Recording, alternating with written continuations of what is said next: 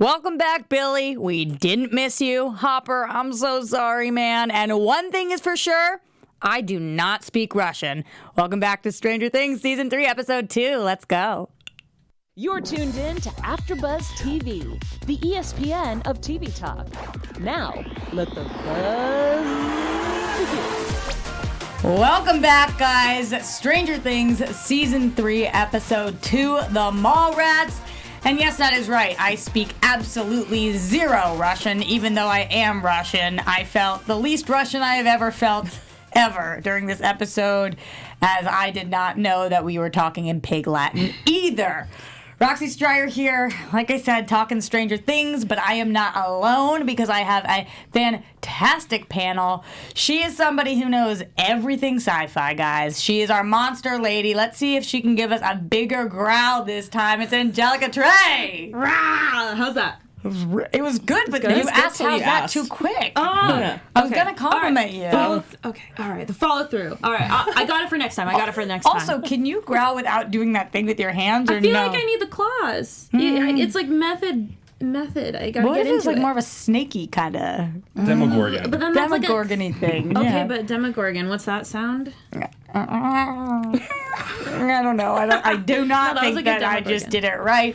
Guys, she hosted the very first after show for Stranger Things, the official Netflix one. Yes, that is her snooty little face patting herself on the back. It's Tiona Hobson in the house. Hello, everyone. Hello. Thank you. Hey, are you proud of yourself? Yeah, just a little bit. You should I'm be. feeling myself. She's also going to be in the chat with you guys. I call her our very own chat mistress, so whatever you guys have to say, she is the one to say it to. She likes you guys even better than she likes us, so that's where her mind is. I really do. Yeah. I'm not going to lie. I know it. And he is our 90s baby who's obsessed with the 80s. Yes, you heard that right. It is Ryan Nilsen. Yes, I don't speak Russian either, but I speak the language of this show. I'm really excited to talk about this episode. How long were you thinking about that thing? Just came up with it. No way. It was Right on pretty the spot. good. Just like that. Very, very impressed. We've got a ton to break down for you guys today because I think episode 2 was even more jam-packed than episode 1. We saw the start of a lot of relationships last episode, and in this episode we saw the failing of a lot of relationships, so we're going to cover all of that. Plus, we know more about the rats, and I am not liking it. And, of course, we have our That's So 80s segment that Ryan's going to give us. I need to know all of those references that were made because they went right over my head, and incredible news and gossip from Angelica.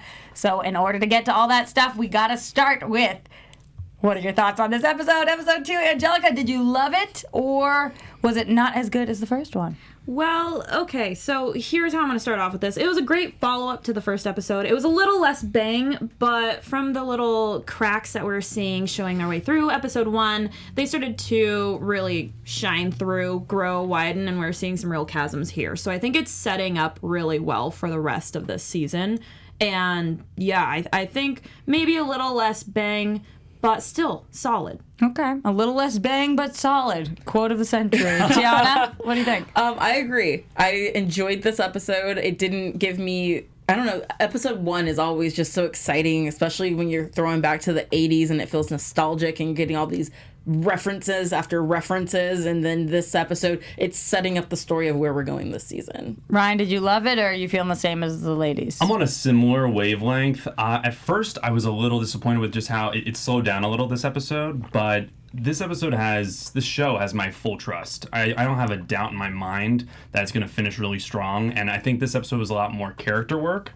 They're setting the table a little more with what's to come, maybe showing some potential arcs with a lot of our characters, so I was very into that. Yeah, I agree. Let's talk about some of those cracks that we are mentioning and some of those character developments, starting with what I like to call, excuse me, let me put on my fake glasses, science. Science alert. This is when you guys, just a little peek behind the curtain, things that I refer to as science are not necessarily what other people refer to as science. It's all the things that are a little complicated to explain, so I put them in a science section. I mean, what you refer to as science isn't actually science, I think is what you're trying to say. So, like, just, again, a little peek behind the curtain. Under our science section, we have Billy and rats. I don't know if either of those are exactly science, but we're going to go through with it right now. Anyway, we start this episode, and Billy, who we just saw get dragged off, and I don't mean that dragged metaphorically, I mean literally dragged, is now back. Initial thoughts, do you think that he is actually Billy? Do you think that he is somebody else? Do you think something's inside him? Where was your head at? I was kind of feeling, first of all, I was thinking, okay, they can't go down the same path they went down with Barb. Like, we need a clear, concise answer on what's happening to Billy. But I also do think that he is half here, half there. I think that maybe his soul is stuck down there, but while his human body form is up here with like a fight going on internally of who, like Dr. Jekyll and Mr. Hyde, kind of who's going to come out. Which Billy are we getting? Yeah, I don't think a hashtag justice for Billy would do as well. I don't think that that's trending everywhere and becoming one of the most successful small characters of all time. But I do agree with you. It kind of gave me Us vibes. Did anybody else feel that way? Big time. With the untethered and or doppelgangers, and then also a lot of the comic book movies we've seen this summer where it's like, wait, is that somebody else pretending to be this person, or what exactly is? Are you a Skrull? How did they come to Stranger Things? What's up here, Ryan? How'd you feel? I think this show does not like people named William. Because we got a Will who was possessed by the upside down creatures for 2 seasons, and now someone named Billy, which is off of William, also brought down there and abused and taken advantage of. That is the thread you found? That's the thread I found. The Don't be named Bill. Name. Don't be named William. Okay, Got fine. it. Angelica, how did you deserved feel it. about this part? I completely agree with everyone that's spoken previously. I think that he's sort of torn. He's between both worlds, and I'm not saying there's like the Jekyll and Hyde thing, because he's already a little Hyde-ish to start off with, but I definitely think he's now become sort of a puppet for the upside down. He's definitely become a messenger and a servant of some sort. So why was he targeted? Is it because he chose to try to meet up with Mrs. Wheeler and is a bad guy? Is it random? Is it because of what previously happened last year, where with the kids and him trying to step in? Where do you guys lie on this? Why specifically Billy? Or is it because his name? it's the name. Sorry, I forgot we already solved this one. But Duh. seriously, why do we think that this is happening to him? I think he just had bad luck driving down the street and was randomly picked. It's like the next car that comes driving by this road that no one else seems to be on right now in this small town in the middle of nowhere. Boom, you're just bad luck. Exactly. I think he got a little too close to the spooky shed with all the rats. You hate getting too close to that spooky shed. Here's one thing you don't do, kids. When your car randomly gets like hit with something and you're in the middle of nowhere, I know like the car was messed up and everything, so you got out to check on it, but maybe also like first thought, get to safety where someone else is around. Mm-hmm. I don't know. That's just how I think. I just was like, pull out your cell phone, and then I was like, oh, it's 2019. Yeah. Yeah, and they had that brief moment where he goes in the payphone, but He thinks about calling 911 right, and then he gets immediately taken. right. So that didn't work out so Scary well. sequence, by the way. This is one of the more horrifying sequences. The season's way leaning into horror, much like season 1. I feel like season 2 is a lot more action. This is back to horror. Wait, correct me if I'm wrong, though. The 911 happens after he was taken. He just didn't know what to tell them, so he doesn't say anything. That's how I interpreted that sequence of events. It was a montage. Yeah. And there were a lot of flashing lights. I think some of it was in his head. We're not entirely sure if he even was in the phone booth. Because what is a flash? Yeah, that's true. I didn't know. The way that I interpreted it was, okay, I'm on the phone with 911 after I just got taken. What do I even try to... How do I verbalize this? They'll think I'm crazy. I can't. So... You got to be location, circumstances, and don't mention the Motel 6. But other than that, I think that's what you got to do. The motel, and who even knows if he was in the real world or in the upside down? Yeah, I don't know. And then what we see later on, we know he's changed because of a couple of different things. Number one, when he goes back to the pool to do his job, he's having issues, right?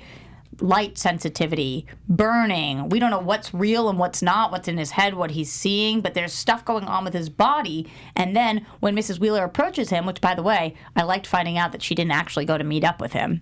Right. Yeah. Super Felt happy. so good. Felt so good. Like, stay with your husband who's with your kids. That is the right thing to do, ma'am. Yeah. I mean, she Ma'am. was about to walk out the door, though, and she saw her husband laying with her daughter. We all have thoughts. Your actions are what matter. So I think that she did go too far, but this was her realizing that there's a different level of too far that she was about to approach. For me, at least, I still think that that's redeemable when she didn't end up showing up. Agreed. But when she goes to talk to Billy about it, he's standing, he's sweating, he's looking pissed. At this moment, are you guys thinking he's upset about what she did? Do you even think he knows that she didn't show up at this point? No, I don't think he knows that she didn't show up. For all he knows, he's the one who didn't show up.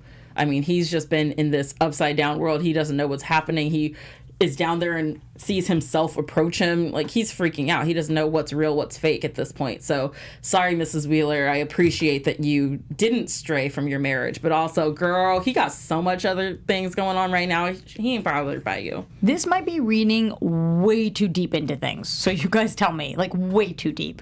But in this moment, he says, "Stay away from me, Karen." And we know he doesn't call her Karen. He calls her Mrs. Wheeler because when he was practicing meeting up with her, he said to himself, "Can I call you Karen?" And I'm wondering if whatever monster took him heard and saw that moment and now knows that this person's name is Karen and is now embodying it's not actually Billy fully in there, and that person says, "Stay away from me, Karen." Absolutely. I was about to say he looks actually possessed. Like he does look extra evil in that moment with the scene when he was holding some sort of chemical bottle. Still hot, though. Still hot. Still hot. And I mean, literally, too. He was very sweaty. Very sweaty. And I was actually really scared. I didn't know what he was going to do. So, yeah, I could believe that. So we see this flash of him hurt Mrs. Wheeler. He hits her head against the wall and she falls. And then we see the actual reaction, which wasn't that. I was completely fooled by this moment. I thought that he went crazy and did this. Did it get you guys as well, or no? Oh yeah, definitely. I thought he attacked her, and I was like, oh yes, finally! Like, now we got Mike's mom involved in. Well, not excited, but I got excited that maybe she would finally find out what's going on with her son the last year and a half or however long this has been, happening in their town. She's living in her little bubble of not knowing, while her children are involved in this huge secret for the town. Right. So I was just thinking, a way to get parents involved in what their children are doing. But no. Yeah, but no. And what I love about the show is, though, now we think we're safe, right? So he's not actually going to hurt people, because we are pretty convinced after this, okay, that's the vision, but he's got enough self-control and ability to take over his body when he needs to. So I'm feeling pretty good about him. Right. Until we see that he is in the shower, and the coworker comes in, and yeah, he done beats her up and kidnaps her. Yes. So now I'm not feeling so safe about little old Billy anymore. No, not very redeemable. What's the deal? Is this a sacrifice? I think the key thing there was with the mom, he had just been possessed, if that's what we're calling it. And then before the other lifeguard, he got burned on his elbow. And in season 2, when Will was possessed, he never retaliated or attacked anyone until he was burned at the stake and his mom was turning up the heat. So I think after that injury, he had to latch onto something. But So something about the heat, you think, the it's temperature. something about getting injured. Something about the sun is what burned him. So I think after it felt wounded, it had to retaliate whatever's inside of him. So you don't think it was rabies, is what you're saying? No. I thought he was a vampire, and that the sun was just gonna melt I was him. full too. I was like, okay, it's vampire time. Bringing vampires in. I don't know. Speaking of rabies, the rats have rabies. Really? That's what we've come up with right now. Detective Nancy Drew. I love that. By I the mean, way. you see rats, they're acting erratic, no pun intended, and but you, all what you of do, them? But what we know is that the rats aren't just acting rabbit; they're blowing up. Yeah. So we don't know just that. Boom. We boom. do. Like, we, the audience, oh, know that. yeah, the audience. And so as I'm watching this, I'm like, what? What's happening? What's making? And also, could someone warn? Could I get a warning? Because I was eating dinner. So Yeah. here's the You're curious eating Fourth of July part. dinner. Here's the strange part, because I felt the same way, T, that they were blowing up, but that's not actually what we see happen. We see that they're morphing into a different creature, because when Nancy and Jonathan go to Mrs. Driscoll's, they leave work, they decide that they've got to go solve this case. Detectives, they got to figure it out. When they're watching, Jonathan's taking pictures of this rat, they've got him captured. When they leave and the rat turns into oatmeal, that's how I'm going to describe it, oatmeal guts, gutty oatmeal, and goes through the cage, and then starts crawling like an animal on the ground. I don't even know if we could say they blew up because really they're just now they're inside out. It's transmorphic. It's an inside out rat. Right. Oh, Yeah, and now Sorry. I can never eat oatmeal again. Thank you. thanks for ruining oatmeal. Can somebody talk to me about what's happening here? How are the rats like this, and what's their game plan? I just look over at Ryan, like, explain science to us. They're Ryan. taking on. What did the 80s tell us about Yeah. this? What did the 80s tell you about this? I think clearly the rats are attracted to that warehouse, which is where, Billy was taken. Some kind of source, I think it's what came out of Will in season 2, is there and attracting those rats. I think they're turning into that monster we keep seeing in the background. That daddy long legs, weird Stranger Things monster, that smoke monster. I think that's what's turning into in the real world. So I don't think it can take a physical form without borrowing other already alive creatures. Which has to be rats, or could be anything else. That's the big question. Yeah, I mean, if you're gonna dip into, like the lore of things, I think rats. Yes, sci-fi girl, tell us more. Well, I don't know about like sci-fi lore, but if you look into like witchcraft and stuff like that, generally I think rats are a little more, I think, closer to that sort of thing, and like definitely the upside down. I feel like it's like a lot of these kind of like dark creatures. It's just more, I think, tied into it. So it's going to take these rats. It needs some sort of organic material to take like a corporeal form, and that was the best thing to do, and probably less noticeable. So, sorry, I have a question. So are we saying that the rats are turning into and then like coming together like Legos to kind of like build up this body? Like they're all a piece of whatever this monster is, and they're slowly The blob. building up. It's Yeah. certainly Thing. possible, but the other piece of this puzzle that we find out in this episode, thanks to Mrs. Driscoll, is the fertilizer. That right. they are eating the fertilizer. They've gone through all of her bags. They've taken it all, and I like that they hit us over the head. She's not senile. She's not a crazy old lady. Nancy asks her 50 times, and she's like, "Bitch, I told you, the rats are eating the fertilizer. I know it's weird," which I thought was amazing. That the show was like, Yeah. "We know you guys are going to question this, and you shouldn't be. What's up with that? Why does our monster now in the shape of rats need fertilizer? Are they bringing that back to their place that they go, or are they using that to explode? Do they know that will make the rat blow up? Right. Like they're eating it in their rat form because they get in their brains because they know that will make them ultimately burst or turn into oatmeal, as I call it. Yeah, it might be an energy to get the rats to the warehouse, but it also could play a part into why they're exploding. That is a question I don't have an answer for quite yet. I think that's the only indication. Ryan, That's the only indication of fertilizer we've seen with all these rats so far. So Could it be that there's something in the fertilizer and we're going to get down to the bottom of that?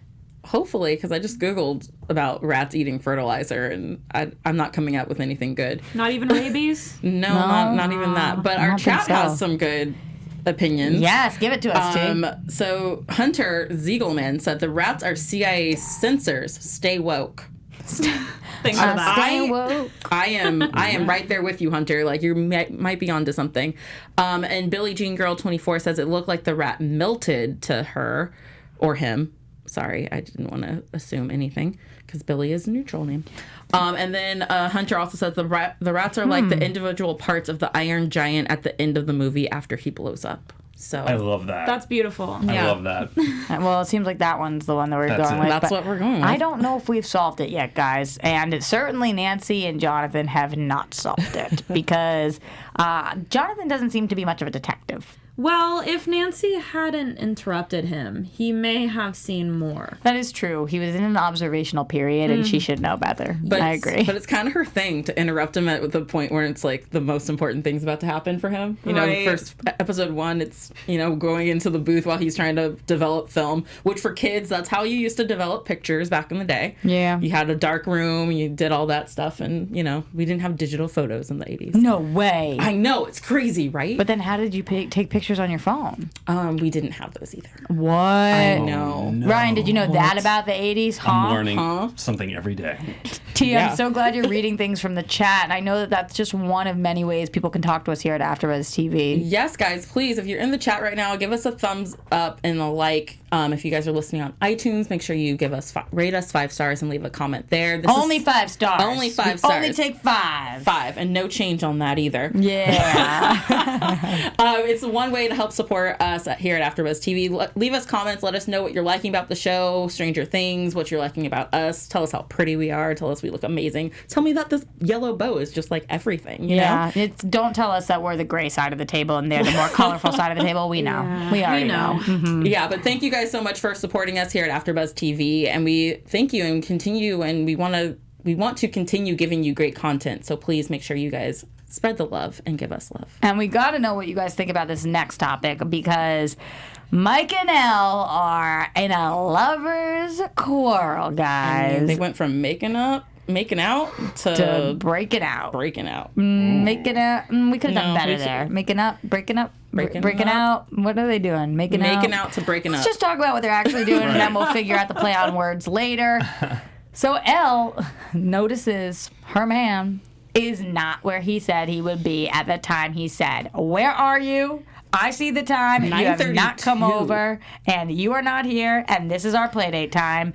And Oh, ew, don't call it His play. grandma. play His time. grandma is sick. It's makeout time, I think, for them. there is nothing better than watching Hopper talk to Mike and explain to him why he cannot be, first of all, why he had to initially have gone home, but then why he cannot be with Elle. And the aftermath in this episode was brilliant because he's scared crapless. Like, he does not know how to handle himself, so he just starts lying.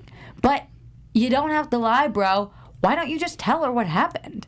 This is the problem with men, Ryan. Yeah, talk to Lucas. He knows what's up. I guess. If he had told her what happened, then she's just gonna go to Hopper and like use her mind to snap his finger and break it or something to teach him a lesson. So it's not gonna help the cycle. Yes, he didn't have to lie to her, and maybe he should have gone to Lucas for some advice since he's an F-boy.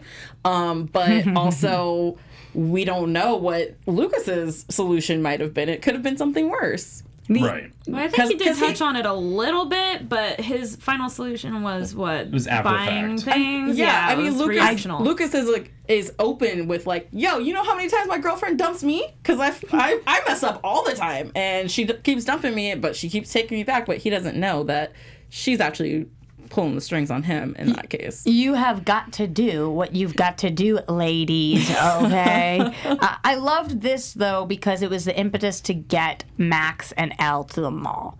And one thing Elle certainly needs is a girlfriend. She needs that relationship because she has no idea how to function as a woman right now. She does not know that she's allowed to have taste in clothes or what to do with her thoughts about boys or anything that all the young women grow up learning. And her man, Mike, has those guy friends. So even though Lucas gives dumbass advice, at least he has somebody he can talk to. Because we all know it gets really isolating and lonely, and Elle has not had a normal life so far. And this was one of the most normal things I have seen. So I was really excited for her to have Max be like, yeah, shopping spree. Even if it's just window shopping. Oh, and it felt so good to see that just 80s montage where Yeah. they're trying Material on Girl. clothes. Oh. Yes. So good. And she's got good taste. I like that little outfit I mean, she came up with. Loved for it. someone who has spent most of her life trapped inside of buildings, girl got style. I completely agree. say. And I related to so much more and liked their experience so much more than I liked the boys at the mall.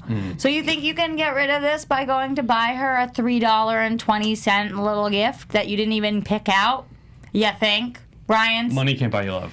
You It's the think, 80s. Ryan? It's the Taking all 80s, this so out on Ryan. $3 was probably the equivalent of like $20 for, No amount of money. 14-year-olds? Maybe, yeah. Apologize and admit why you lied. but also buy me something.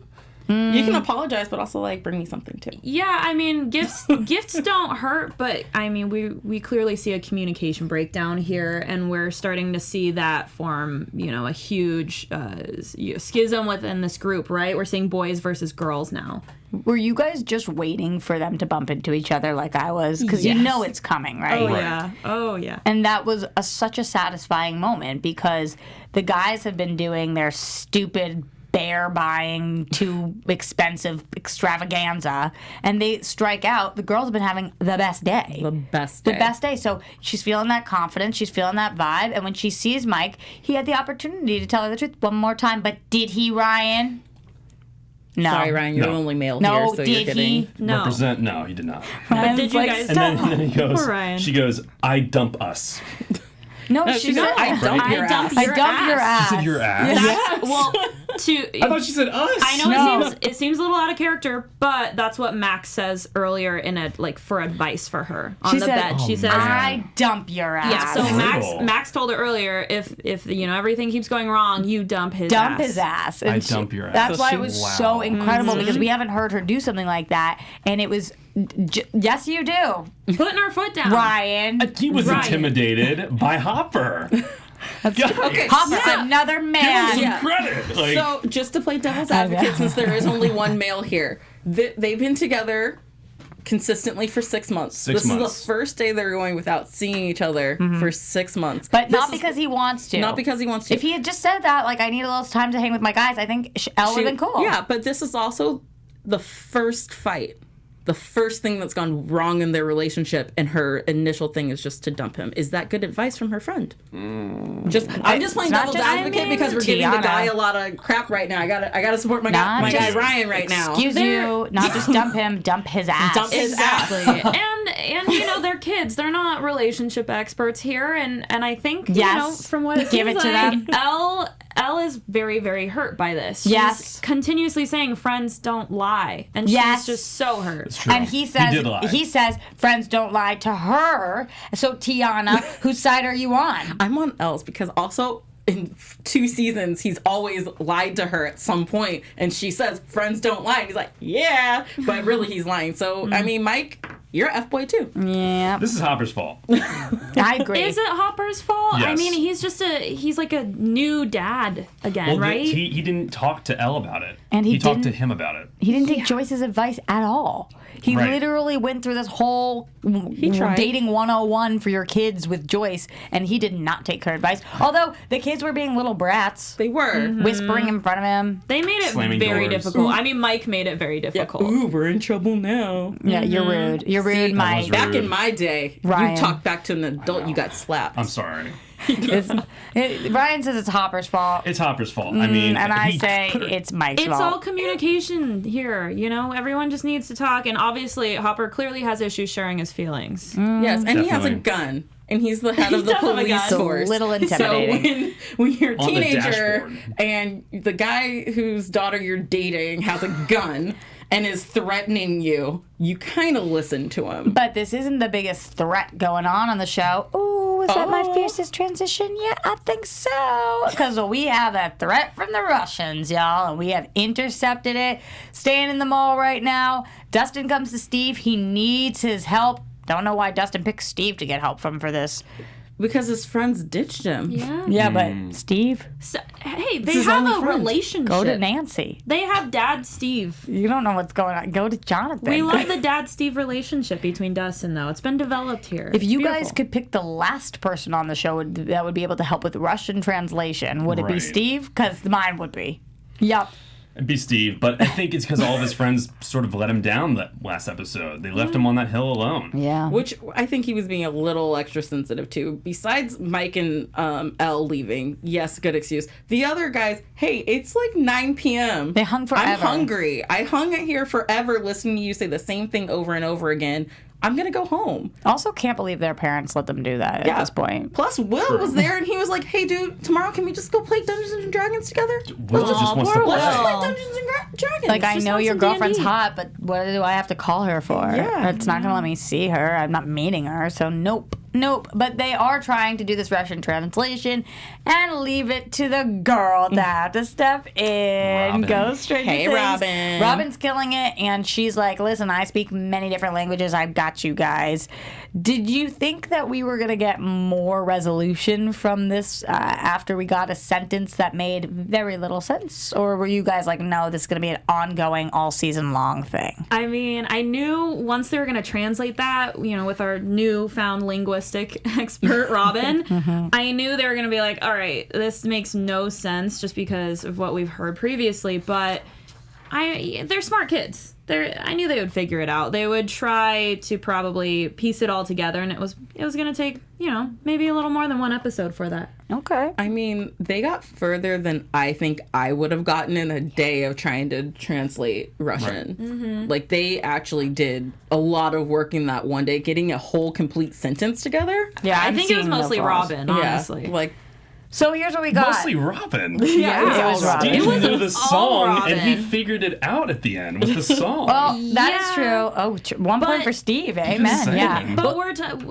regardless of that was, that's indicating something else. But we're talking about just the Just message Russia. here. Here's what we Just get. Here's what we get. The week is long. The silver cat feeds when blue meets yellow in the west. Somebody talk to me. Somebody tell me. Silver Cat, I thought alluded to that machine we saw the first scene of the entire season. okay.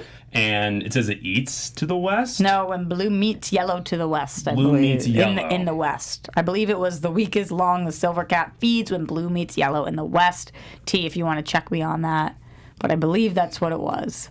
It almost sounds like a phrase that someone like a Russian spy would trigger them, and like almost one of those like like a salt, sleeper a agent? sleeper agent. It sounds Okay. like one of those phrases that you would read. I definitely think it's code. It's some It's sort code. of code. What is blue meets yellow in the west? Blue meets don't yellow. blue and yellow when they come together, don't they make, like, green? Green, yeah. I don't know. That's all I got, guys. Okay. I'm really bad at riddles.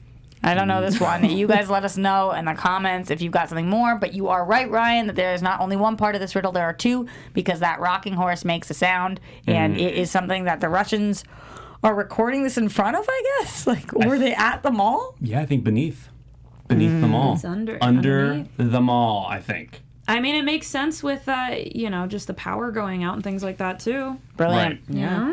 All right. Well, they're going to have to do a lot of work to keep uncoding this because we've got a sentence, but we still have zero idea what's happening here. We'll figure it out. We will. You believe in us. Yeah, I do too. I believe in us. We'll Us, keep like, our ears the four and of eyes us will peeled. figure it out? I Or? think so. No, absolutely not. And everybody. And chat help. Yeah, Yeah. the people at home, you guys will help us. Thank you. So I have some from the chat. Hunter says blue meets yellow might reference a country's flag. That's another way to go about it. And Vito Scooty just said the beam from the machine is blue. Okay. Beam from- Interesting. it was Like blue. the beam, like the. I was thinking blue, like sky, meets yellow, earth in the west. Something about the west. the point. I just don't was thinking know. of sunsets Well, because that- the sun sets in the west. I but like that. again, I'm really bad at riddles. that's like similar to That what I was could saying. be it. But the week is long, meaning that there's not darkness. It's light the whole Alaska. time. Something. Alaska. We Alaska. figured it out. I knew we'd get it. Yeah. Alaska. Everybody say I it with can me see now. Russia from my Alaska. backyard. Yeah. I don't. Clearly, we're helpless. So let's just try to find somebody who's looking for answers too. Joyce. Again, strong with the transitions, Rox. Joyce is having a little bit of a magnet issue. I don't know if I would, if I'm Joyce and magnets on my fridge aren't working and then at my shop aren't working, if I'm finding a correlation or I'm just thinking some rascals bumped into it. But she is looking into this. It is part of her character at this point to Yeah. just be constantly just enveloped in conspiracies, I think. And she does have reason to. Obviously, there's been some ish up in the past. Oh, yeah. She's justified. Definitely. So she goes to ex-teacher of the kids, Mr. Clark, because he's got all the answers, as many kids teachers do with the science. He's got all of it, and he tells her, "You crazy?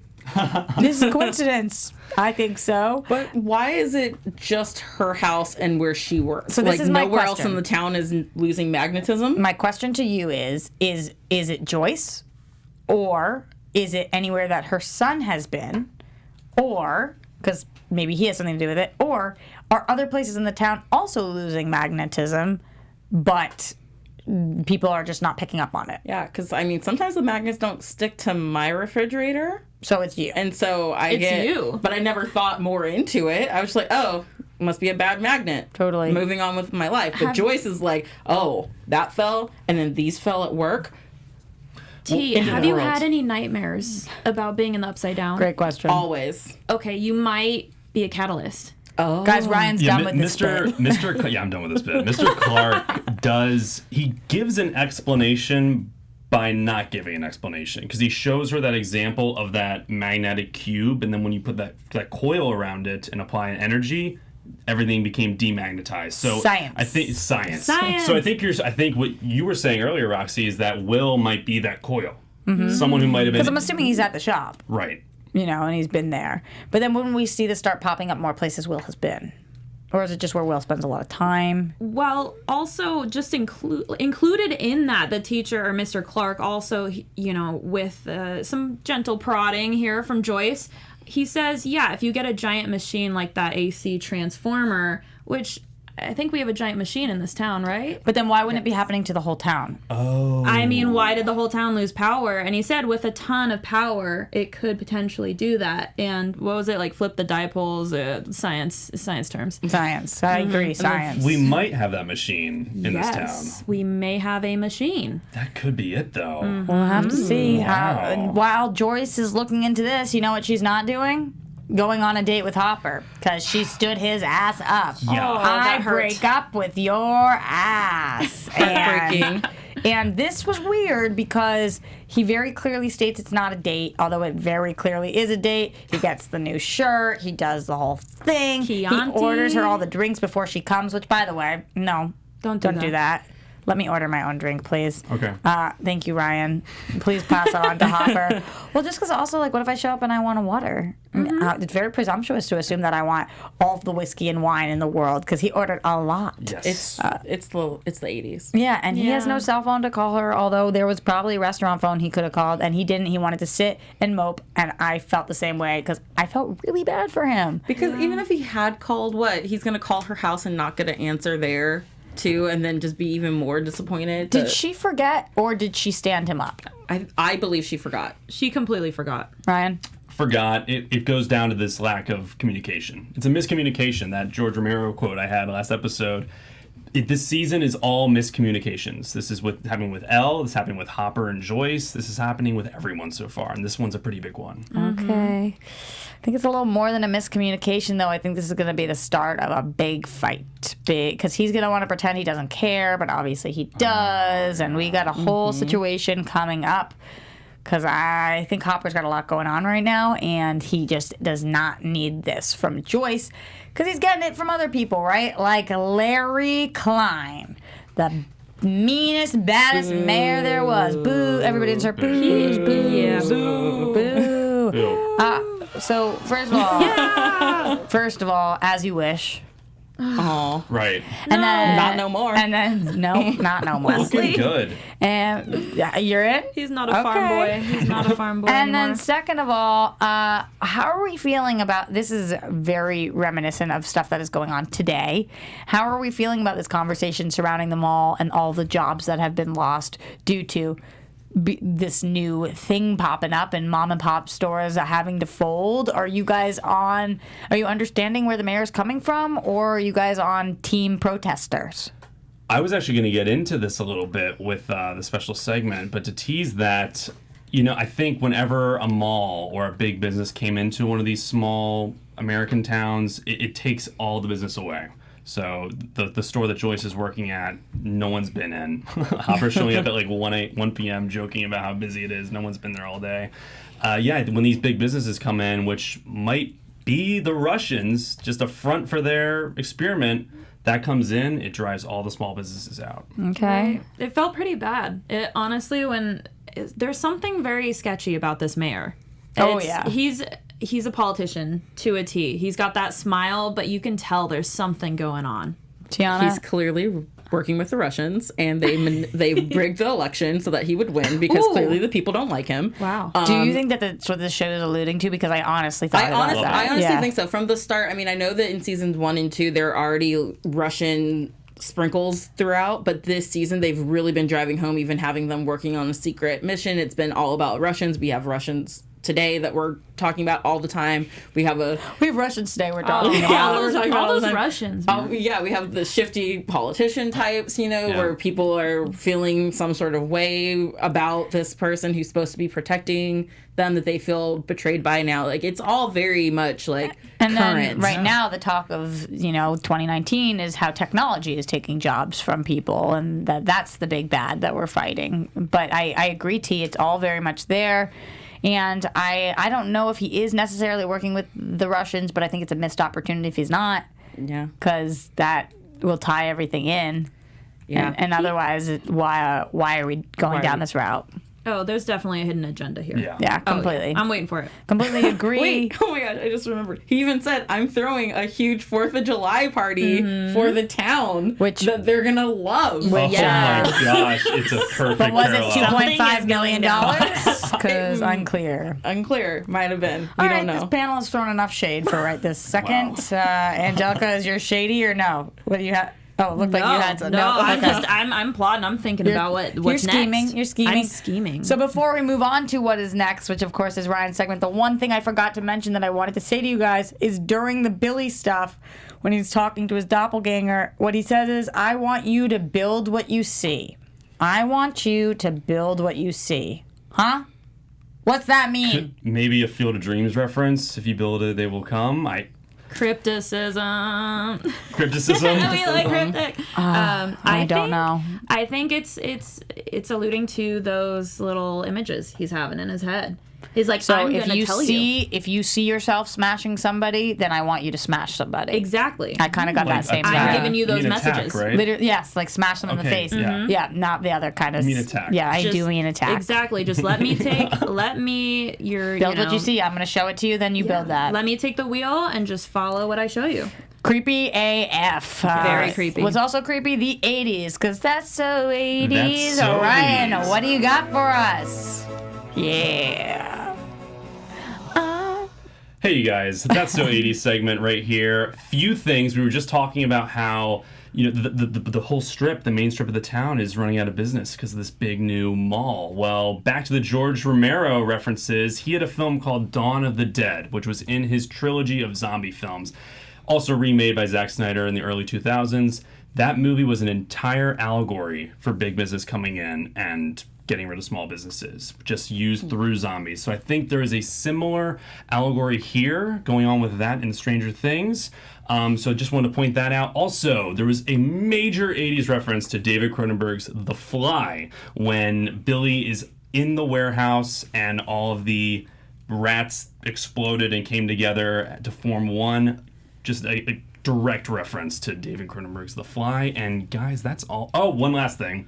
Mallrats, the name of the episode is The Mallrats. Good little reference to Kevin Smith, Jason Mewes film. Yeah, we're going to the 90s on that one. flash In a forward. mall in the Little flash 90s. forward. So that was your That's So 80s roundup. I love the 80s references explained by you, because I gotta tell you, didn't catch those. I missed most of these movies. And what's great about it is I'm hoping that Brianna has it on the close-up of you guys, because T's face when you're explaining these, Oh, really? you could tell she missed them. Yeah. Needless to say, you could tell she missed them. Gotta work on my poker face. Let's get into some news and gossip, though, because I gotta know what's going on in the news world. Angelica. So, Ryan, it's not just in your head. We actually have confirmation from Ross Duffer that the season was inspired by a few different kind of horror things. Just in case you guys at home are wondering, am I getting really squeamish, or is this season just getting more and more gory? It was actually inspired by John Carpenter's The Thing, Cronenberg, who's known for his body horror, and the master of zombie movies himself, George Romero, who did things like Night of the Living Dead, which makes us all wonder, does dead rat goo, does that mean it's a zombie now if it becomes reanimated? Oh, interesting. Yeah, I kind of do think they're zombies. Yeah? A little bit, because Right. they're like the undead, for sure. Exactly. Throwing it back to that very first episode, too, when all the kids are watching Day of the Dead. Definitely zombie. Zombie rats. Zombie rat. Yeah, but they're Zombie not rat. rats anymore. They're now zombie Zombie oatmeal. They've become something more. You. It makes it worse when I say oatmeal, doesn't Yeah, it? it really yes, does. please stop saying oatmeal. I can't have oatmeal now. All right. Well, I guess we'll go off right now to not have oatmeal, but to watch the next episode of the show because we got to see what's happening on Stranger Things. Until we cover episode 3, though, where can the people keep up with you? Well, I'm Angelica Trae, and you can find me on most platforms at ATrae, AYYTRAE, and Instagram at Angelica Trae. And Tiona? You can find me at the Tiona Hobson on Twitter and Instagram. Thank you to everyone who was in our live chat today talking to me, Dr. Lee too, Ghostface, Hunter, Billie Jean Girl, and others. Sorry if I didn't get to you. I might have missed you. But know that I'm always watching, and you guys have some great commentary. Creepy. She's always watching. Always watching. Ryan, where can everybody find You you? guys can find me at Ryan's Nilsen on Twitter. Tweet at me if there's any 80s references I missed, and just love talking about the show with you guys. And you guys can find me everywhere at Roxy Striar. Also us at AfterBuzz TV. We've been doing a whole revamping of our Twitter, so trust me, you want to go check it out because we got some fun stuff going on there. Until episode 3, we'll see you later, Stranger Things fans. Our founder, Keven Undergaro, and me, Maria Menounos, would like to thank you for tuning in to AfterBuzz TV. Remember, we're not just the first, we're the biggest in the world, and we're the only destination for all your favorite TV shows. Whatever you crave, we've got it. So go to AfterBuzzTV.com and check out our lineup. Buzz you later. The views expressed herein are those of the hosts only and do not necessarily reflect the views of AfterBuzz TV or its owners or principals.